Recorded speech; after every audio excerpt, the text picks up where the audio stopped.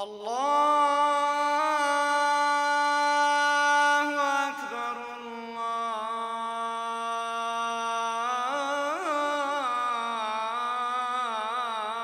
الله أكبر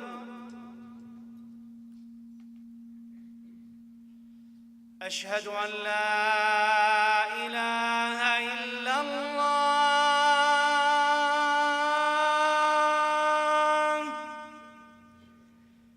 أشهد أن لا إله إلا الله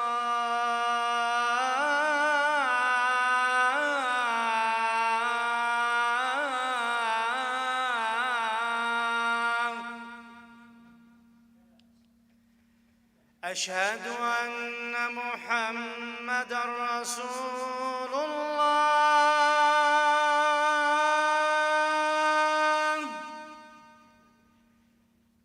أشهد أن محمدًا رسول الله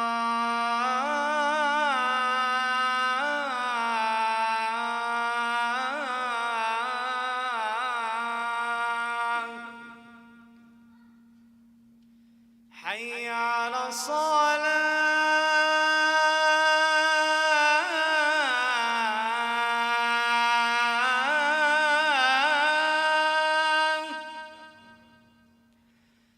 حي على الصلاة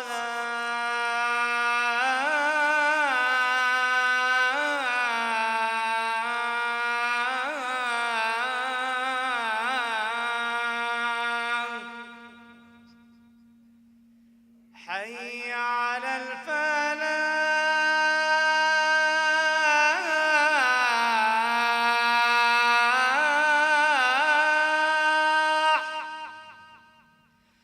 حي على الفلاح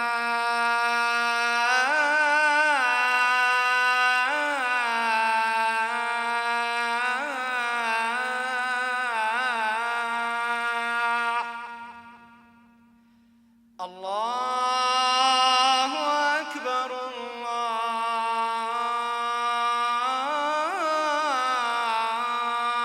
الله أكبر لا إله إلا الله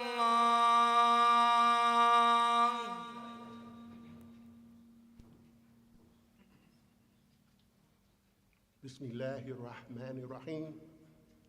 With Allah's name, the merciful benefactor, the merciful redeemer.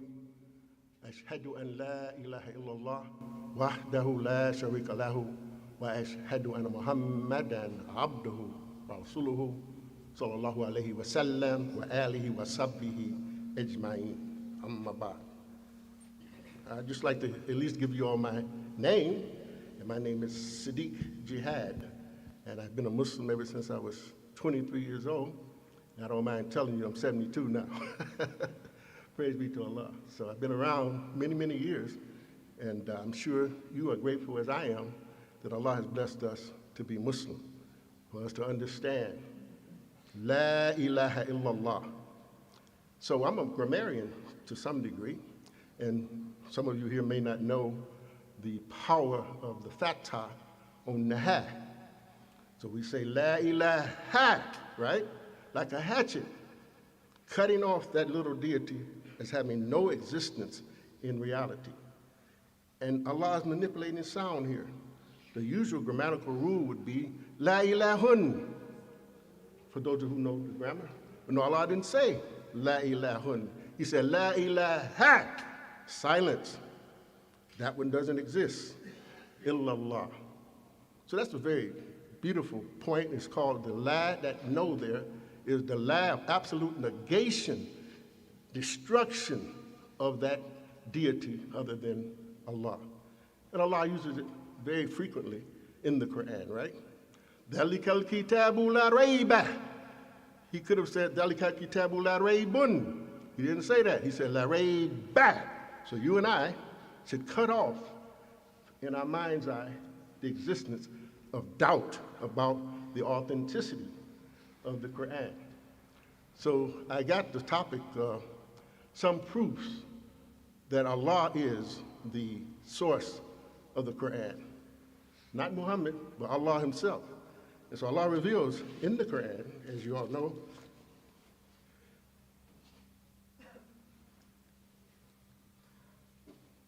Hameen wal kitabil mubin. I, Allah, swears, right, by the book that makes things clear. So when you see some of the translations, they'll just simply say, by the book that makes things clear, right? But those of us who know the grammar know that Allah is doing the swearing. And he has the exclusive right to swear about the authenticity and the truth of something. He swears by the horses. Wa'adiyati dabbaha. He swears by the horses that run with the panting breath. He swears by the sun, the moon, and many other things in this glorious Quran.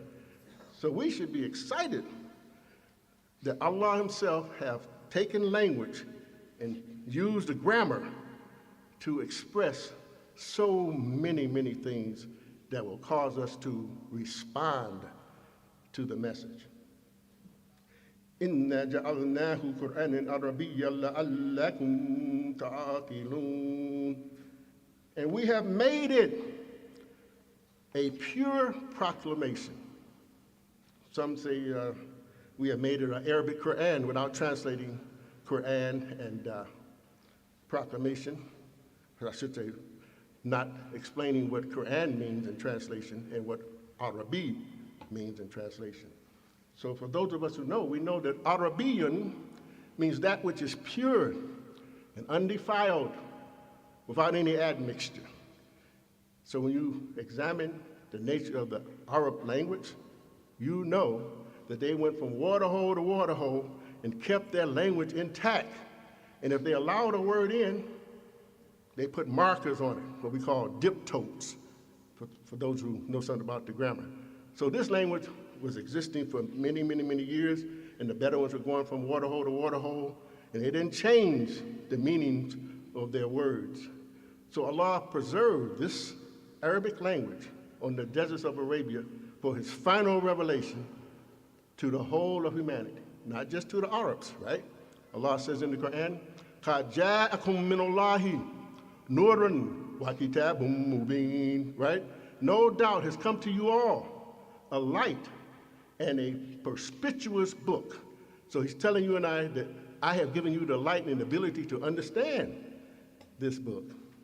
And so you say, well, I'm not an Arabic speaker. Well, I say to you, from my study of it, this Arabic language is in accord with your fitra. So if you want to be a student of this Quran, then you should get with those who know the rudiments of the language. And once you understand the rudiments of the language, the basics of the language, then, as Allah reveals, Allama al-Quran, he teaches the Quran. And he teaches it over and over and over and over again, right? Throughout time. How do I know that? Because we know that Allama, very emphatic, right? Means that this is something that occurs over and over and over again throughout time. So am I trying to eliminate the imams and the muftis?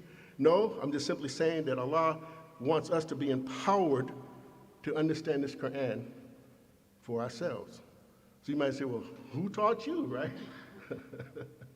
I went to Wayne County Community College and had 4 classes with Dr. Abu Munim Shakir from Egypt.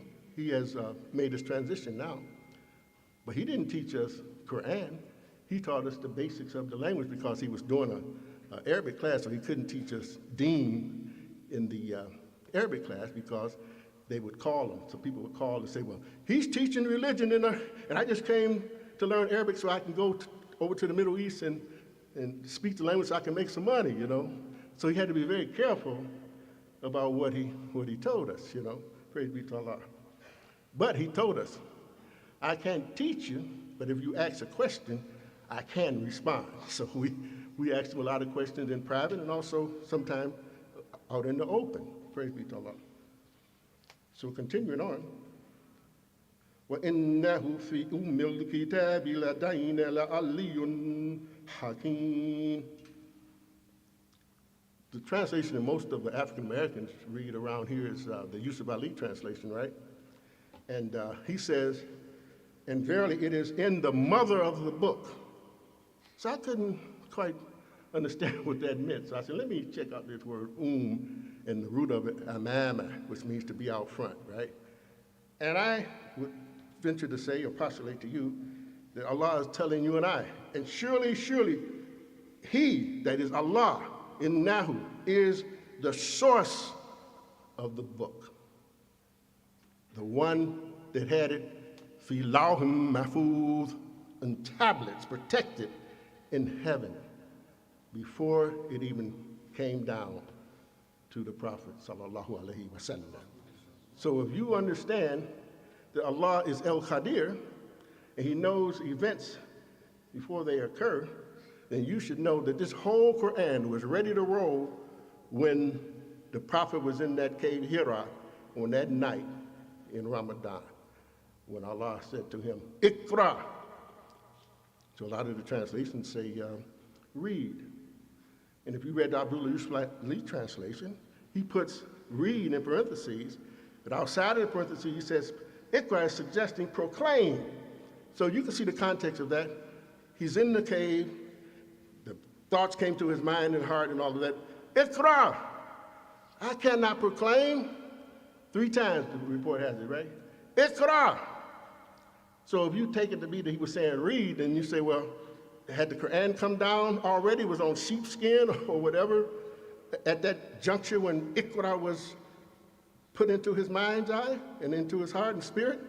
No, it was dark in the cave. He might have had a little light source or something, possibly. But Allah was telling him to proclaim this message. He's saying, I don't know what to proclaim, right? And Allah told him, Iqra wa rabbukal ikram, the 3rd ayah, right? The other one is before that. Yeah, I'm trying to expedite time. But he told him, Iqra wa rabbukal ikram, that is, proclaim, and your guardian Lord, your Rabb, is what?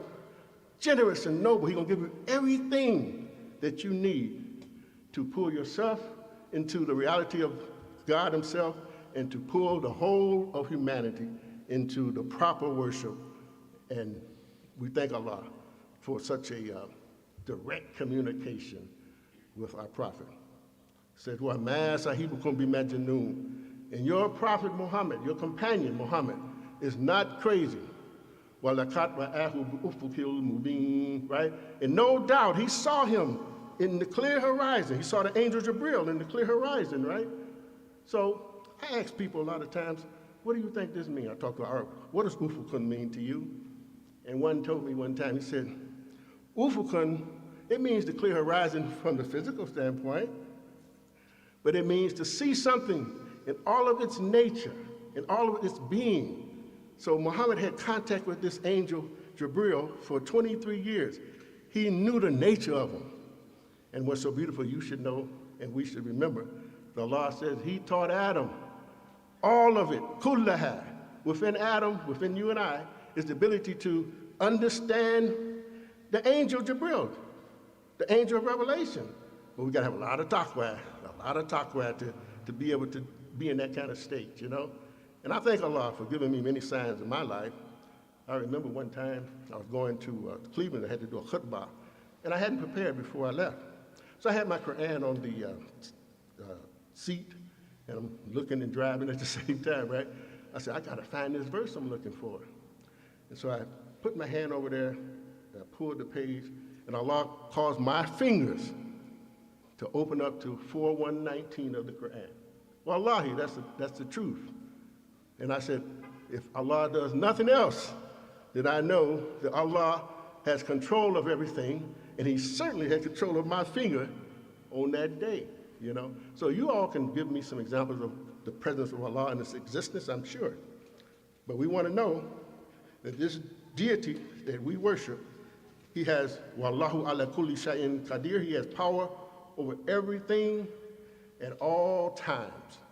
He don't intervene. He's already in the mix. And that's very important to understand. Wallahu ala kulli shay'in qadir. There are no verbs there. So that's why I add at all times. Not past, present, or future, but all the time. In the past, he had this power. He got it now, and he'll have it in the future. Praise be to Allah.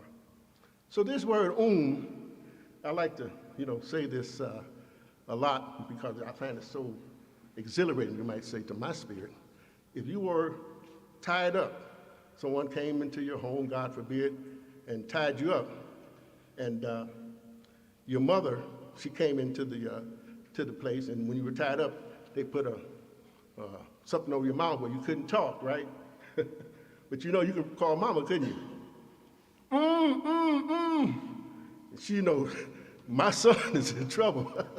So I find it to be very basic, a basic sound that Allah has structured this language as such, where we know that means the mother because she is the source, right, from which we come out of.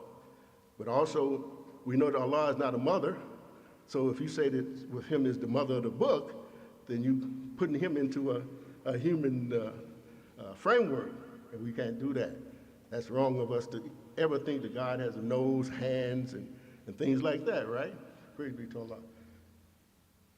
So, I remember the report that I read. It said that the Quraysh offered Muhammad a business deal, and they said, Muhammad, I'm paraphrasing, we will give you the finest women in our tribe, and we'll make you our king. If you worship our God one year, we'll worship your God the next, or something to that effect, right? And before Muhammad could even utter anything, Allah, Qul ya ayyuhal kafirun, telling him throughout the surah, don't compromise with these people. To you is your way, their way, and to me is my way, you see. So Allah knew that deal was going to be offered because he had the Quran, fi lawhil mahfuz, in the protected tablet. Praise be to Allah. So I have a son that does khutba sometime, and one time he was talking about Surah 90, Ash-Shams, and it says there, وَمَا أَدْرَاكَ مَا الْعَقَبَةُ. And what will explain to you what the path that is steep is, right? And Allah goes into telling you to feed the poor and so on and so forth, right? And so my son, he's into architecture and electrical engineering. He said the path that is the steepest is what? 90 degrees, right? And that surah is Surah 90 in the Quran. So I have a favorite surah, 100. Wal-adiyati dabbaha, right? And so on. And that surah is 100 of the Quran, right? So Allah talks to you and I about the horses, how he makes transition from transition to transition. He'll ride at night with you. He'll come out in the daytime and cause the dust to come up. And he's your obedient servant, the horse. And I heard it said, and I'm sure most of you, or some of you know this, that if you keep beating the horse over and over and over again, he'll give his whole life and his heart will peter out. He gives 100%. So Allah is telling us, if I give you a horse or a camel or whatever to be your obedient servant, why don't we be obedient servants to Allah? Praise be to Allah. Alhamdulillahi Rabbil Alameen. So, the features of this Quran, you can go on and on and on to talk about how this could not have been a book written by Muhammad, sallallahu alaihi wasallam. And give you another live example of what happened to me. I was down at the Renaissance Center, and there was a conference going on by MINA, Muslim Youth of North America, I believe it was. This was years ago. And so they were selling books. And this book was by Nursi. He's a Turkish, well-known Turkish leader. And it was called The Word. I was hesitant to buy it because it looked kind of, bad English translation because I couldn't understand all the words. But Allah had me to buy it. And I took it home. And so what I'm about to tell you, I hope that you will convey it to everybody that you know because it's a beautiful thing to reflect upon. And that is that 3154 of the Quran has all of the Arabic alphabet in it. Every letter of the alphabet. Now, juxtapose that to what Muhammad has as abilities to do things, the right thing. Could you, right now, give me a beautiful, well-ordered composition or whatever, and use all of the Arabic alphabet. I'm not talking about the typing thing where it said the quick brown fox jumped over the lazy dog. That's all the English letters in that particular phrase, right? I'm talking about a long ayah, 3154. Remember, 3154. All of the Arabic alphabet is there. So when I teach Arabic, I have the student, I want you to identify all of the letters in that particular ayah, you know? So I was on the road in Philadelphia one time, and I was telling a brother, and not to make a difference, but he was an immigrant brother, and he told me, he said, and there's another one too. I said, yeah, where is that at? And he told me 4829, and that's the one that says, Muhammadur Rasulullahi waladhina ma'ahu ashida'u ala al-kuffari ruhama'u bainahum wajuhihim min akthar sujudi dhalika mathaluhum fit Tawrati wa mathaluhum fil Injili, and so on, right? So, if you look at this particular ayah, you see all the Arabic alphabet there. You might say, well, it begins with Muhammad's name. So is his stamp on it that he's the one that did this? No. But Allah is letting you know that I'm giving this to Muhammad. He didn't do it. I did it. Allah did this. So I happened to be in Philadelphia on a second time. And I never checked to see if all of the letters were there in the surah. I hope y'all listening to me. And so one night, preparing for a khutbah, I was looking for the cough. I couldn't find it. I said, man, I've been telling people this for years, and the cough is not there. But Allah had it where I had a Quranic print. It was real light, so I couldn't distinguish the fa from the cough.